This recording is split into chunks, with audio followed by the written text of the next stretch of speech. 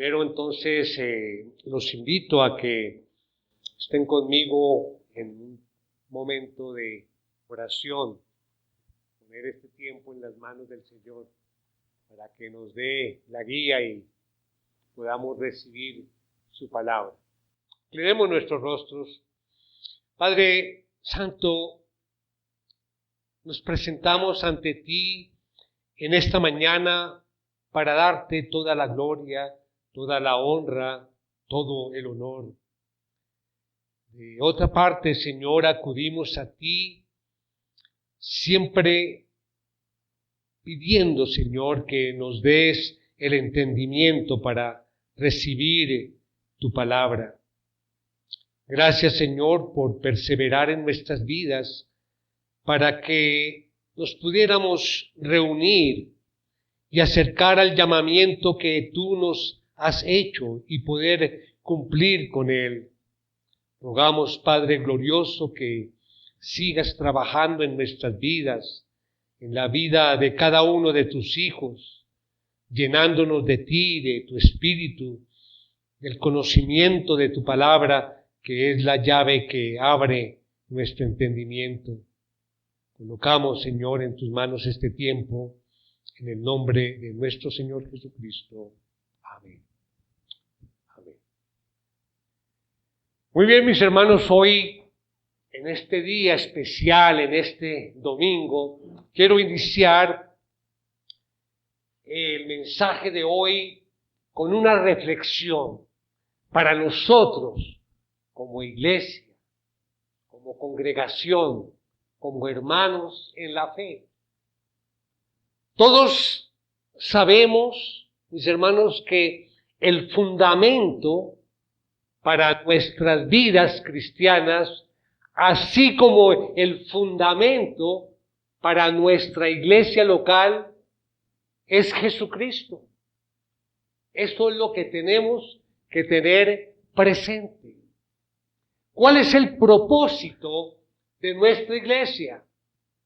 Y hablamos de, en primer lugar, exaltar a Dios. Y lo hacemos a través de este tiempo de adoración. Lo exaltamos a través de estos himnos. Lo exaltamos a través de la predicación de la palabra. Lo exaltamos a través de reunirnos como hermanos y como congregación. Otro de los propósitos de nuestra iglesia es edificar a los creyentes. Edificarnos a través de asistir, congregarnos y escuchar su palabra. Como vamos a ver, no solamente escuchar la palabra, sino vivirla. Y el otro propósito de nuestra iglesia es evangelizar a los perdidos. Entonces tenemos exaltar a Dios, edificar a los creyentes y evangelizar a los perdidos. Esa es nuestra tarea, mis hermanos. Y más aún, a la luz de las circunstancias actuales, como iglesia tenemos que tener presente estos propósitos y llevarlos a cabo. A la luz de lo que soñamos nosotros, la esperanza que tenemos como cristianos y como miembros de una iglesia, debemos hacernos esta pregunta. ¿Qué es sabio que yo haga? Quiero que cada uno se haga esa pregunta con esta introducción sobre nuestra participación en la iglesia. ¿Qué es sabio que yo haga? ¿Que yo haga para quién? ¿Para mi vida? ¿Para mi crecimiento espiritual? Y también, ¿qué es sabio que yo haga para mantener esta iglesia local? Para que mi participación sea verdadera como cristianos. Esto nos lleva a pensar muchas cosas en obediencia a la palabra. Ya no vivo yo, mas Cristo vive en mí. Eso lo decimos, ¿verdad? Y si Cristo vive en mí, ¿qué debemos reflejar? La imagen de Cristo, porque Él vive en nosotros. Y nuestra participación en la iglesia a veces no refleja ese Cristo que vive en nosotros. A veces me preocupa y oro mucho por la asistencia. No es que queramos llenar aquí la iglesia y que vengan cientos de personas. Vamos a ver el tema de hoy y lo vamos a enfocar sobre ese aspecto. No es eso, sino llegar y acercarnos hoy, el día del Señor, con un corazón lleno de ansiedad por conocer la palabra, de congregarnos. Hermanos, yo llevo más de 35 años que conocí al Señor.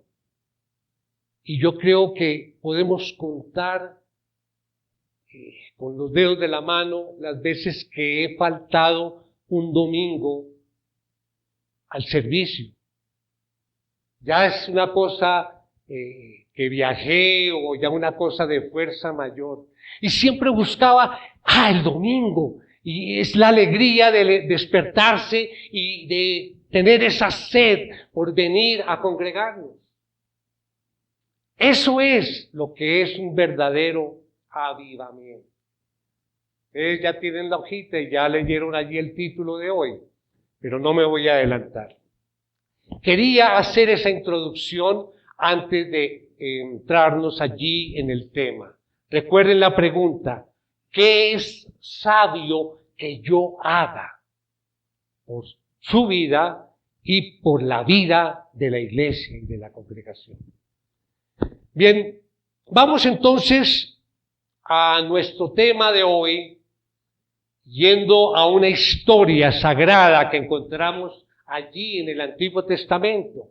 Vamos a retroceder allá al año 587 antes de Cristo.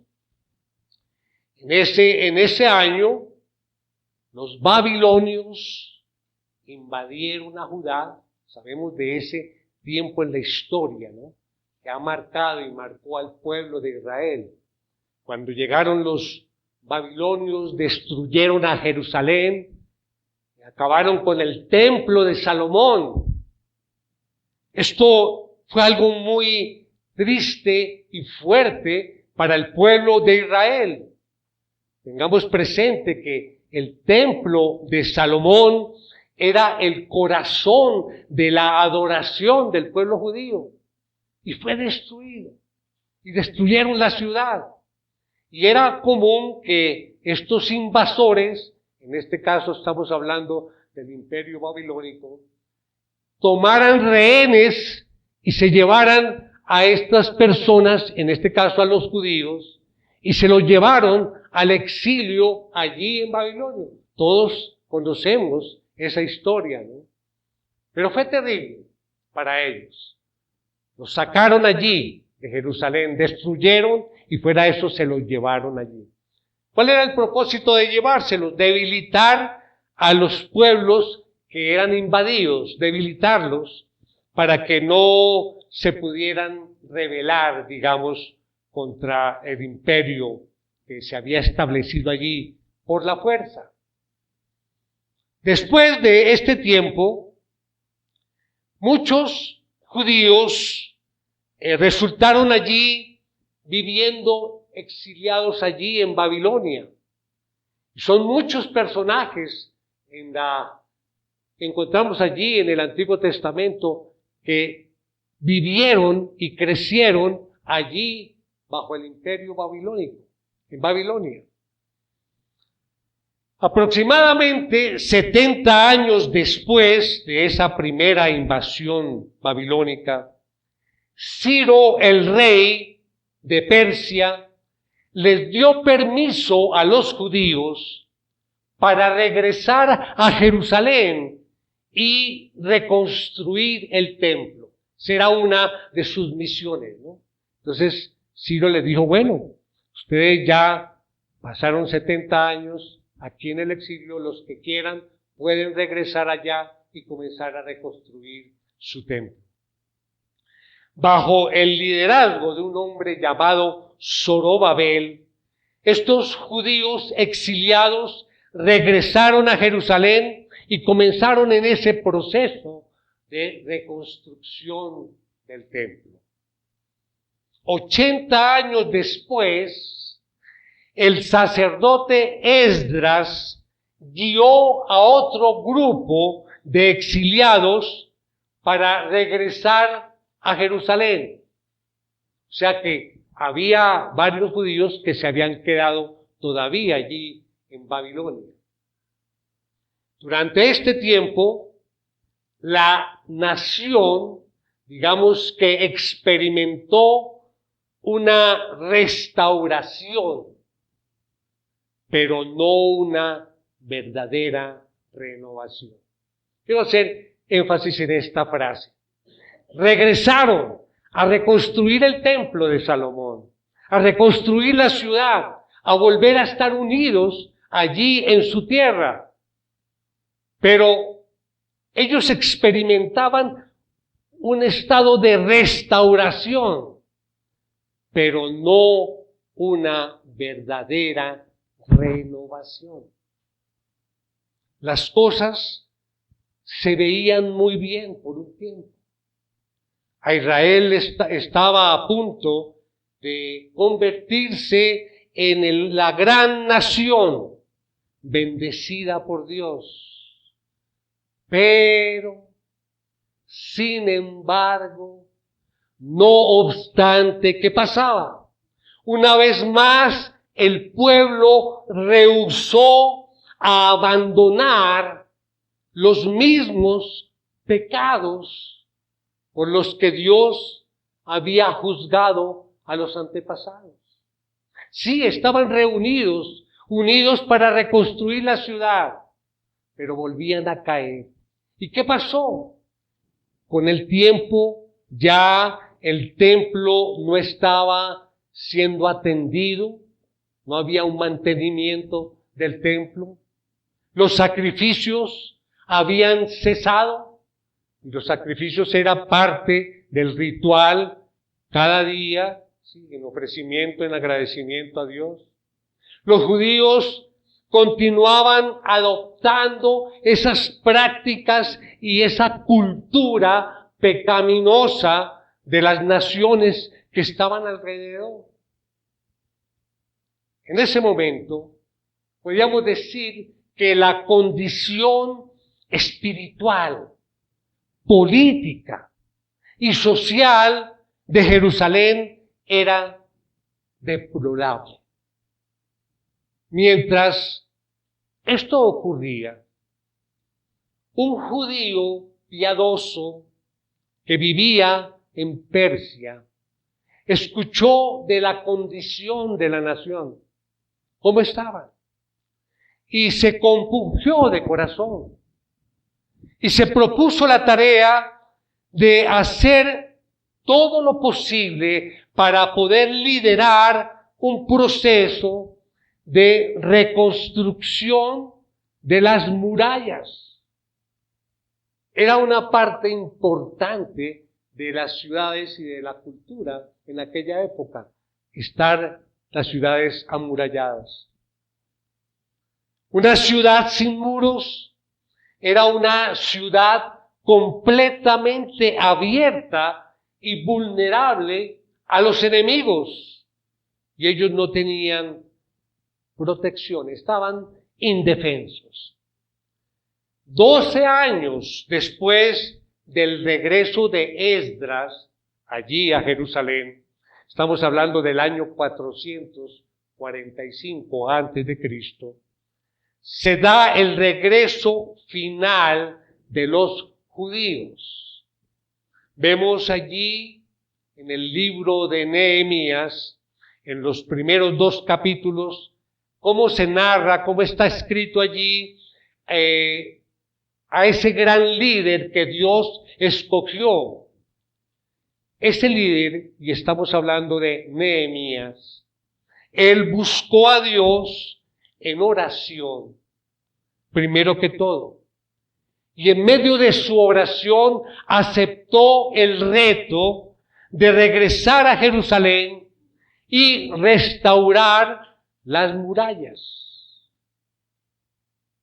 Él consiguió el apoyo del rey y todos los materiales que necesitaba fueron donados allí por el rey y emprendió esa titánica labor de ir a reconstruir allí los muros.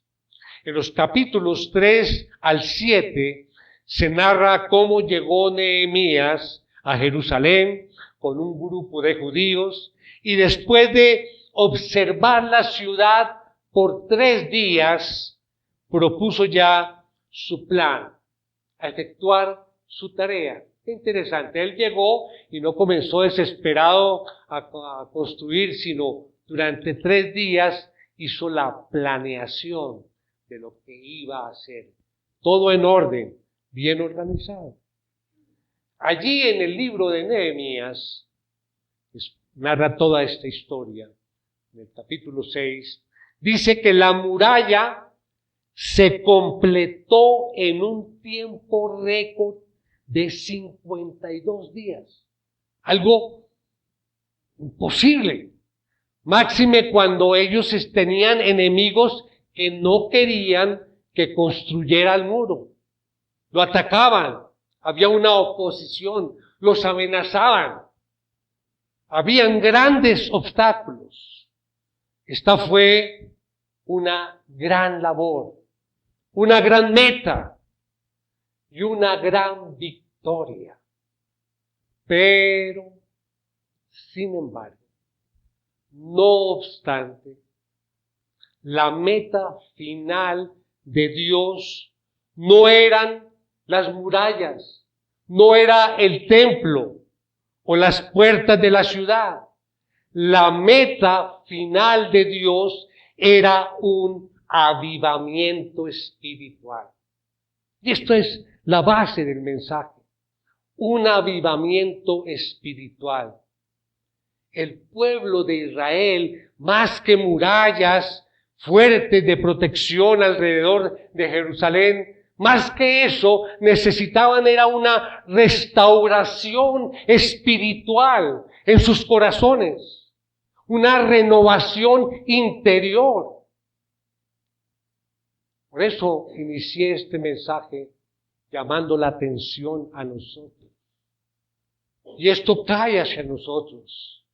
Una restauración espiritual de nuestros corazones. Una renovación interior necesitamos. La victoria de cumplir con la meta de restauración de las murallas de Jerusalén fue una oportunidad perfecta para retar al pueblo a un verdadero avivamiento espiritual. De la misma manera, la verdadera necesidad de todos nosotros hoy en día no es la infraestructura de un gran templo. Damos gracias a Dios que tenemos este sitio y tenemos la comodidad, muchas comodidades para poder estar aquí. Pero eso no es lo principal. Nosotros necesitamos un verdadero avivamiento espiritual. Lo que necesitamos es una reestructuración espiritual de nuestros corazones, una renovación interior. Ese es, mis hermanos, el verdadero avivamiento. Y es el tema del día de hoy, la invitación a la reflexión en esta mañana sobre nuestra relación con Dios y nuestro verdadero estado espiritual. A lo largo de la historia se ha hablado de ese término avivamiento. Quizás alguien se pregunta, bueno, ¿qué es avivamiento? ¿O cuál es el concepto de avivamiento? Muchos creen que el avivamiento es grandes cantidades de personas que van a una iglesia. Ay, mire, aquí hay un gran avivamiento. Grandes multitudes que van allí a la iglesia. Otros creen que avivamiento es una manifestación impresionante de éxtasis y de cosas raras ahí asignadas al poder del Espíritu Santo, dicen. Ese es el avivamiento. Para poder buscar y alcanzar lo que Dios realmente desea de todos nosotros, es necesario entender lo que es un avivamiento verdadero y los pasos para alcanzarlo.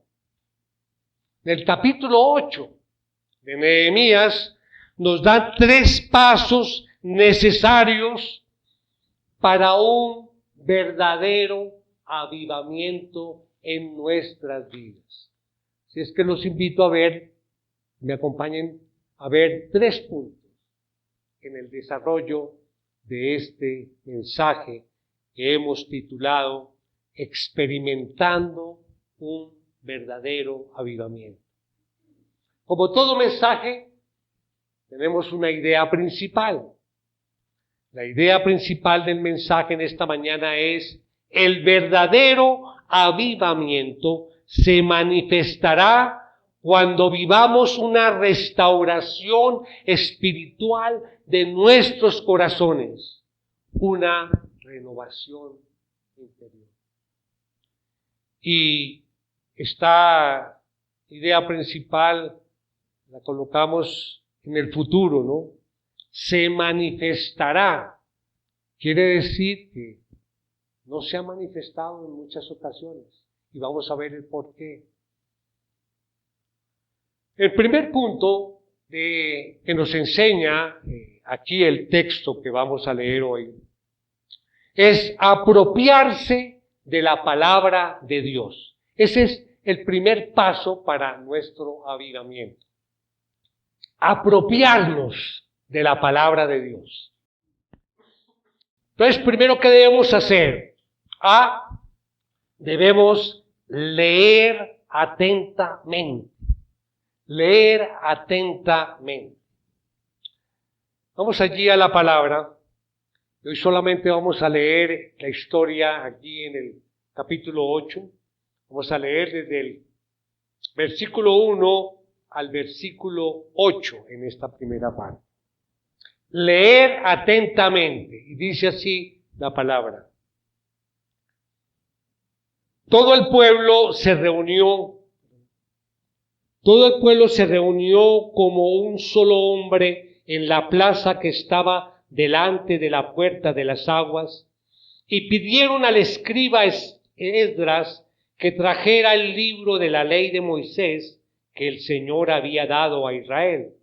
Entonces el sacerdote Esdras trajo la ley delante de la asamblea de hombres y mujeres y de todos los que podían entender lo que oían. Era el primer día del mes séptimo y leyó en el libro frente a la plaza que estaba delante de la puerta de las aguas, desde el amanecer hasta el mediodía, en presencia de hombres y mujeres y de los que podían entender, y los oídos de todo el pueblo estaban atentos al libro de la ley. El escriba Esdras estaba sobre un estrado de madera que habían hecho para esta ocasión. Junto a él, a su derecha, estaban Matatías, Sema, Anías, Urías, Hilcías y Masías. Y a su izquierda, Pedaías, Misael, Malquías, Asum, Asbadana, Zacarías y Mesulam. Esdras abrió el libro a la vista de todo el pueblo, pues él estaba en un lugar más alto que todo el pueblo. Y cuando lo abrió, todo el pueblo se puso en pie. Entonces Esdras bendijo al Señor, el gran Dios, y todo el pueblo respondió: amén, amén, mientras alzaban las manos. Después se postraron y adoraron al Señor, rostro en tierra. También Jesuá, Baní, Serebías, Jamín, Acub, Sabetai, Odías, Masías, Kelita, Azarías, Josabed, Anam, Pelaías y los levitas explicaban la ley al pueblo mientras el pueblo permanecía en su lugar. Y leyeron en el libro de la ley de Dios, interpretándolo y dándole el sentido para que entendieran la lectura. Haremos allí. ¿Qué dice? Que en primer lugar, notemos allí que el pueblo fue el que solicitó que leyeran la Escritura. Dice allí, hombres en la plaza que estaba delante de la puerta y pidieron al escriba Esdras que trajera el libro de Moisés. Pidieron, un punto muy importante. Ellos querían escuchar la palabra de Dios y lo hicieron así. El primer día del séptimo mes era el día cuando los israelitas observaban la fiesta de las trompetas. Si alguien quiere profundizar allí, pueden anotar en Levítico 22-24. Nos habla sobre esta celebración. Esto también se conoce comúnmente como el Rosh Hashanah. Rosh Hashanah. Entonces los sacerdotes tocaban las trompetas para convocar al pueblo y anunciar la obra de Dios entre ellos. Este era un tiempo para anunciar el día del arrepentimiento del pueblo, que vendría en el 10º día del mismo mes. Este era una celebración, mis hermanos, imaginémonos allí en esa época, una celebración de 8 días allí, y tenía por objetivo el celebrar las obras de Dios, todo lo que Dios había hecho por su pueblo. Era un tiempo de mucho gozo, de mucha celebración. El pueblo escuchó atentamente la palabra de Dios desde el amanecer hasta el mediodía. La lectura de la palabra de Dios por aproximadamente 6 horas. Y no estaban sentados allí cómodamente. Dice aquí la palabra de pie. 6 horas. Y atentamente escucharon la palabra. El hecho de que el pueblo se mantuvo atento y de pie demuestra ese compromiso y respeto por la Escritura. Hermanos, respeto por la Escritura. Y eso es una enseñanza para nosotros. Quizá no vamos a poner el culto a las 6 de la mañana aquí, de 6 a 12. Y quitamos las sillas para que estén atentos. Pero sí, en este corto tiempo, es que es muy poco el tiempo que le dedicamos al Señor, pues recibir la Escritura, recibir la palabra con ese respeto, con ese amor, con esa pasión, con ese entendimiento. Pregunto, ¿estamos leyendo nosotros la palabra de Dios diariamente con ese respeto? Estar aquí, mis hermanos, y escuchar la palabra. A veces, yo en una oportunidad les decía a mis hermanos, debemos prepararnos para venir el domingo acá. Por ejemplo, digo, no debemos trasnocharnos el día anterior, porque eso se va a ver en el momento en que estamos aquí predicando la palabra y varios luchando con los ojos para mantenerlos abiertos.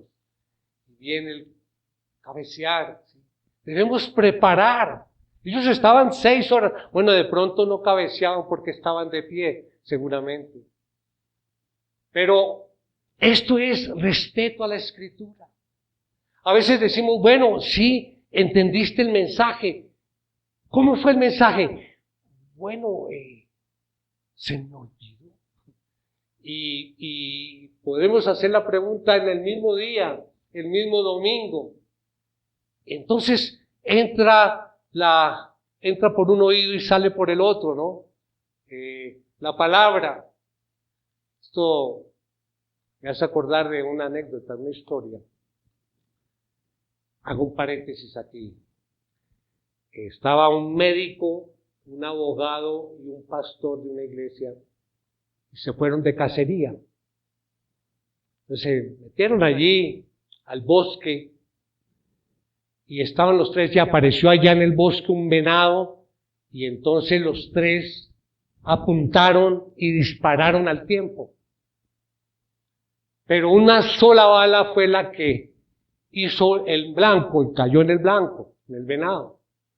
Entonces se preguntaban, bueno, ¿de cuál de los tres es esa bala? ¿Quién fue el que dio en el blanco? Y llamaron a un experto. Y el experto fue allá y revisó el venado. Dijo, no, la bala fue la del pastor de la iglesia. Bueno, ¿pero por qué? Dijo, no, porque la bala entró por una oreja y salió por la otra. Eso es lo que pasa a veces, mis hermanos. No estamos preparados para recibir la palabra, y aquí el ejemplo de esa historia es que el pueblo pidió que leyeran la palabra. Por eso es importante leer atentamente. Punto B, entender diligentemente. Dice allí el versículo 8, y leyeron en el libro de la ley de Dios, interpretándolo y dándole el sentido para que entendieran la lectura. O sea, la idea no es solamente leer la Biblia, ¿no? De corrido. No sé si ustedes, alguno ha leído la Biblia así de corrido. Hace muchos años me propuse a leer la Biblia en un año. No sé si conocen aquí, estaba bajadita de hace mucho tiempo. Y me propuse a leerla. Y esto, pues obviamente, es como un reto personal, ¿no? Entonces, hoy, ¿qué me toca? Lea. Ay, ya la leí, ¿sí? Y uno puede decir, no, yo ya me leí toda la Biblia. Pero no es esa la intención.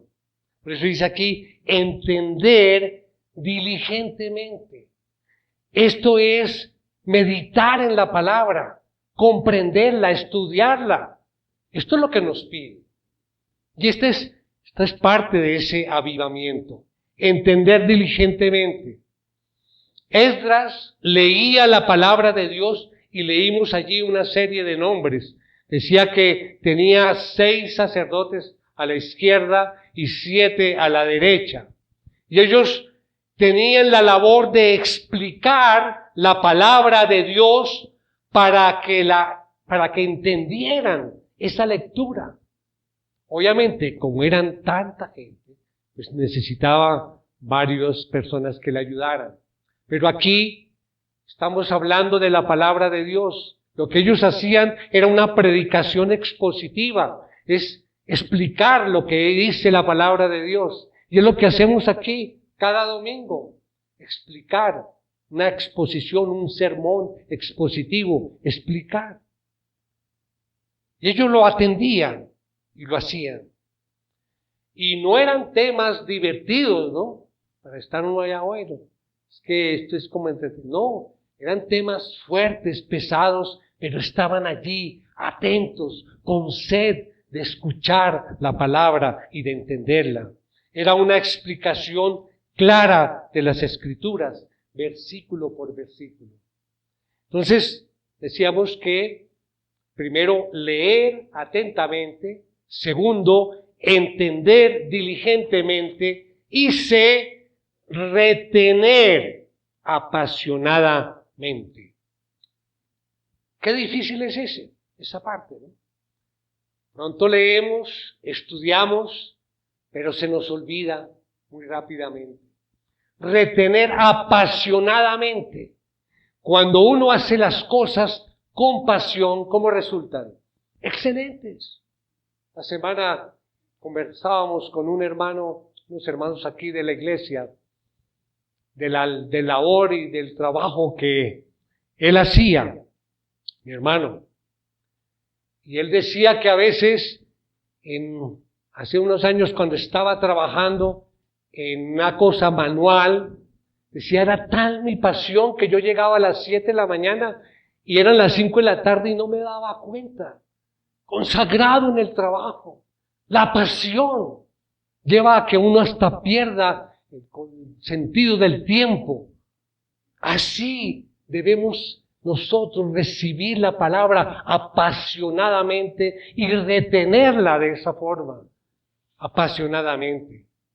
Y esto nos sirve, cuando retenemos la palabra, nos sirve para defender nuestra creencia cuando estamos compartiendo el Evangelio y comienzan a hacernos preguntas y ataques. Si conocemos la palabra, si la hemos retenido apasionadamente, vamos a tener la respuesta para esos ataques, lo que llamamos apologética, ¿no? Defender nuestra fe. Muy bien, mis hermanos. Entonces, nuestro primer paso para este avivamiento fue apropiarse de la palabra de Dios, ¿sí? Y lo dividimos: leer atentamente, entender diligentemente y retener apasionadamente. Vamos al segundo punto. Responder a la palabra de Dios.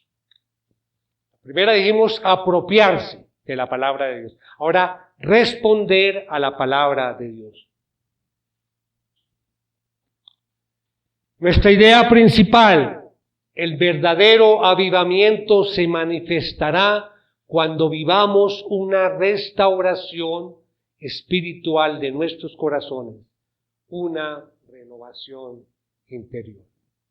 Vamos al texto nuevamente, ahora vamos a leer del versículo 9 al 12. Dice: entonces Nehemías, que era el gobernador, y Esdras, el sacerdote y escriba, y los levitas que enseñaban al pueblo, dijeron a todo el pueblo: este día es santo para el Señor su Dios. No se entristezcan ni lloren, porque todo el pueblo lloraba al oír las palabras de la ley. También les dijo: vayan, coman de la grasa, beban de lo dulce y manden raciones a los que no tienen nada preparado, porque este día es santo para nuestro Señor. No se entristezcan, porque la alegría del Señor es la fortaleza de ustedes. Los levitas calmaron a todo el pueblo diciéndole: callen, porque el día es santo, no se entristezcan. Entonces todo el pueblo se fue a comer, a beber, a mandar porciones y a celebrar una gran fiesta, porque comprendieron las palabras que les habían enseñado. La palabra de Dios confronta nuestra condición como pecadores y nos muestra una realidad de quiénes somos nosotros frente a Dios y quién es Dios en nosotros.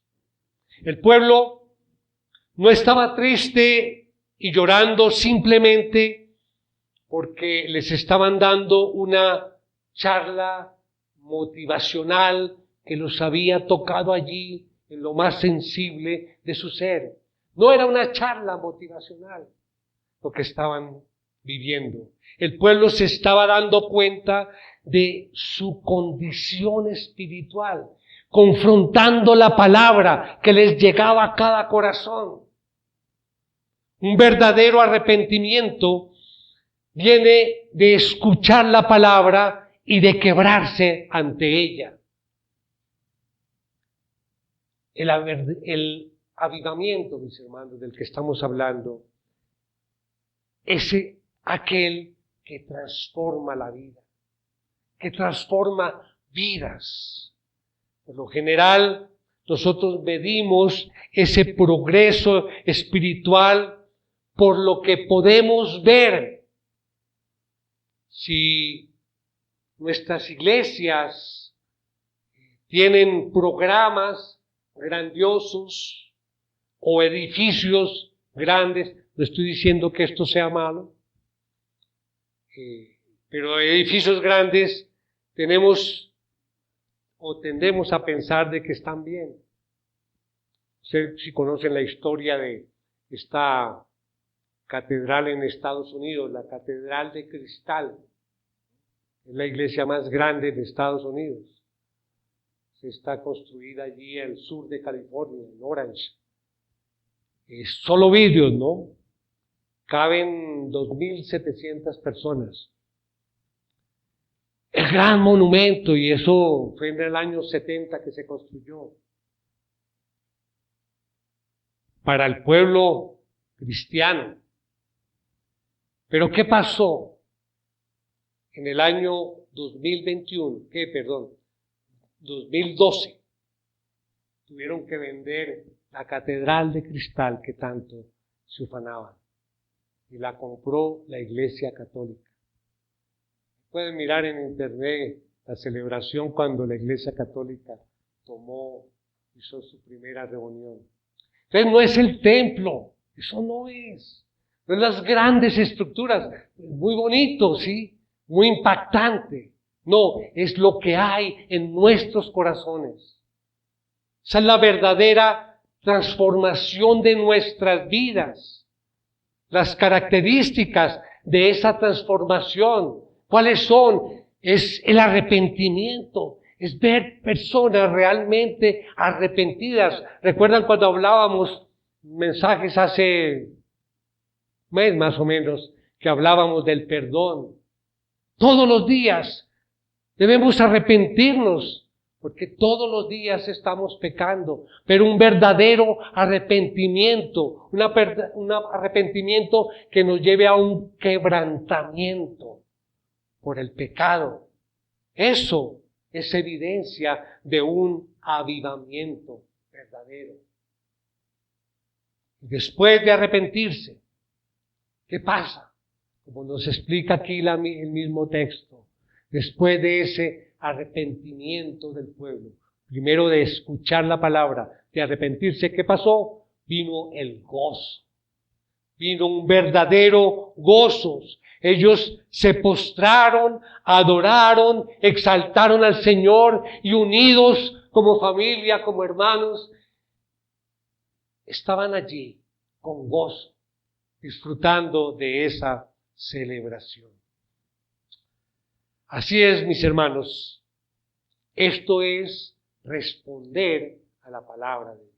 Ya vimos el primer punto, apropiarse de la palabra de Dios. Segundo, responder a la palabra de Dios. Y ahora vamos a ver el tercer punto, implementar la palabra de Dios. La idea principal, el verdadero avivamiento se manifestará cuando vivamos una restauración espiritual de nuestros corazones, una renovación interior. Vamos allí a nuestro texto, vamos a leer del versículo 13 al 18.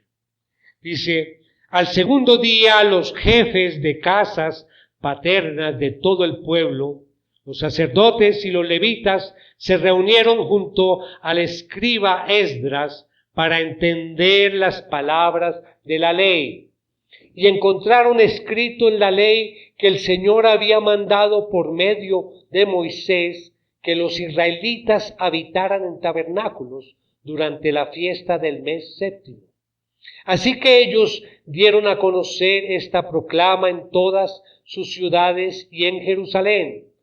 Salgan al monte y traigan ramas de olivo silvestre, ramas de mirto, ramas de palmera y ramas de otros árboles frondosos para hacer tabernáculos, como está escrito. El pueblo salió y trajeron las ramas y se hicieron tabernáculos cada uno en su terrado, en sus patios, en los patios de la casa, en los patios de la casa de Dios, en la plaza de la puerta de las aguas y en la plaza de la puerta de Efraín. Toda la asamblea de los que habían regresado de la cautividad hicieron tabernáculos y habitaron en ellos. Los israelitas ciertamente no habían hecho de esta manera desde los días de Josué, hijo de Nun, hasta aquel día. y hubo gran regocijo. Esdras leyó del libro de la ley de Dios cada día, desde el primer día hasta el último día. Celebraron la fiesta 7 días y al 8º día hubo una asamblea solemne según lo establecido. La prueba final de una vida transformada se hizo, digamos, evidente cuando hay la preocupación por los otros. Como leíamos allí, ellos se unieron.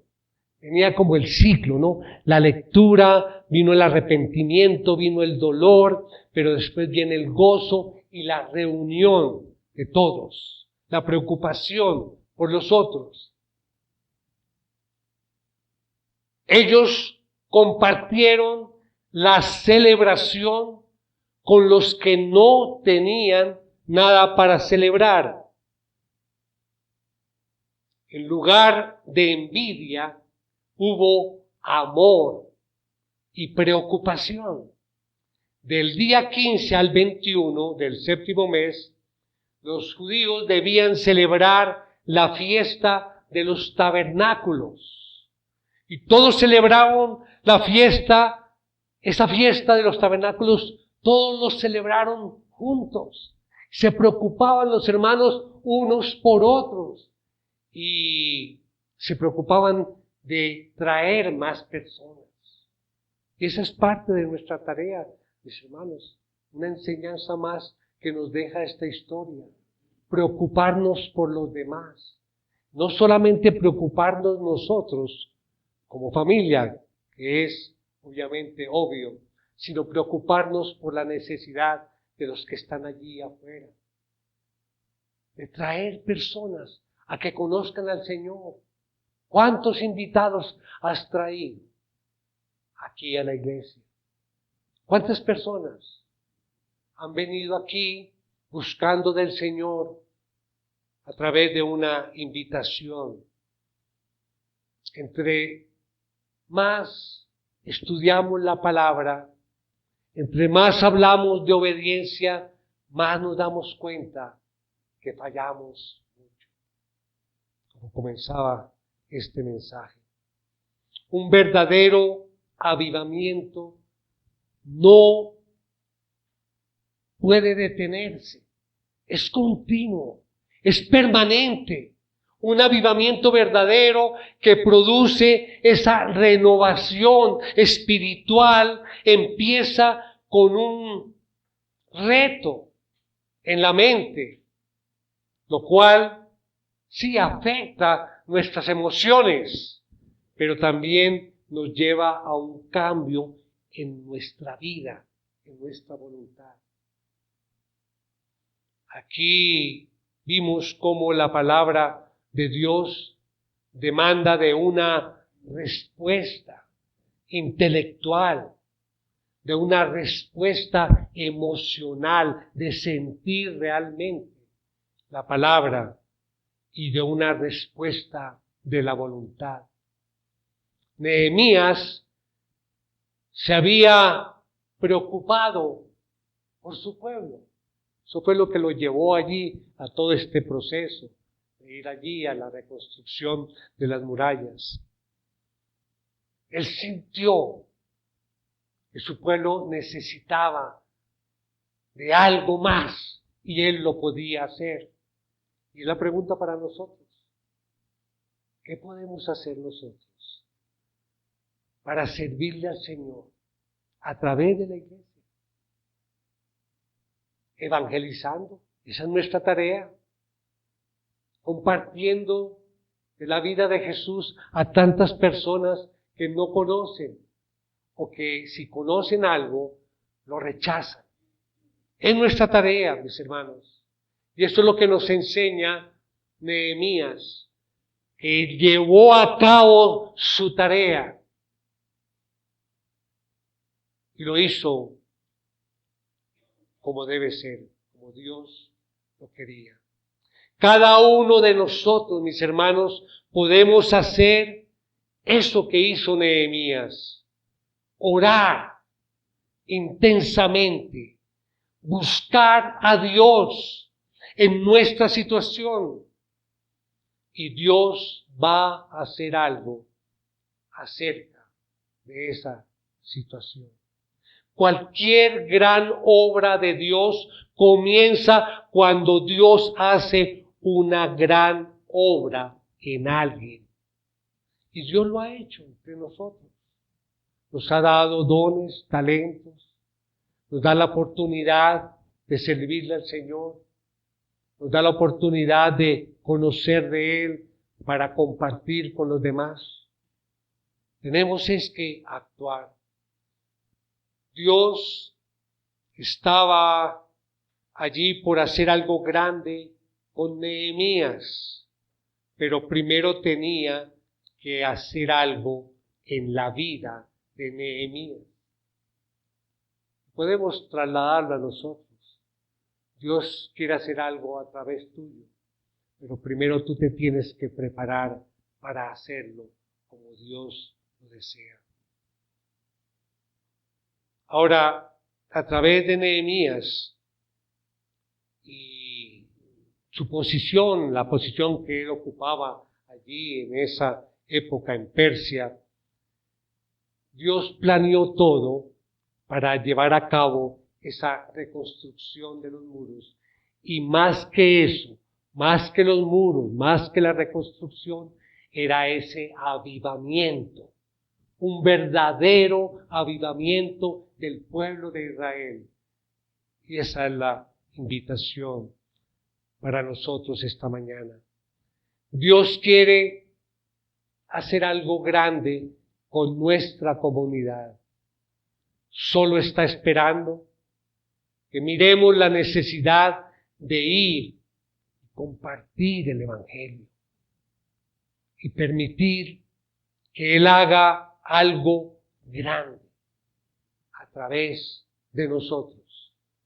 Debemos prepararnos, mis hermanos. Y por eso hablaba yo de la responsabilidad que tenemos de vivir la Escritura, de obedecer la palabra y de compartir la palabra. Vamos a orar, inclinemos nuestros rostros. Oh Padre nuestro, estás allí en los cielos, te damos las gracias, Señor, por tu preciosa palabra. Gracias por las bendiciones que nos has impartido a través de este mensaje, Señor. Reconocemos que así como en el tiempo de Nehemías, también en el nuestro, la meta final de Dios es un avivamiento espiritual. Y es lo que necesitamos en nuestras vidas. Apropiarnos de la palabra, responder a ella e implementarla. Señor, reconocemos que el llamamiento a cumplir la gran comisión es aquí, es ahora. Por lo que te pedimos, Señor, que podamos vivir este mensaje a la luz de tu palabra siempre. En el nombre de Cristo te lo pedimos con acción de gracias. Amén.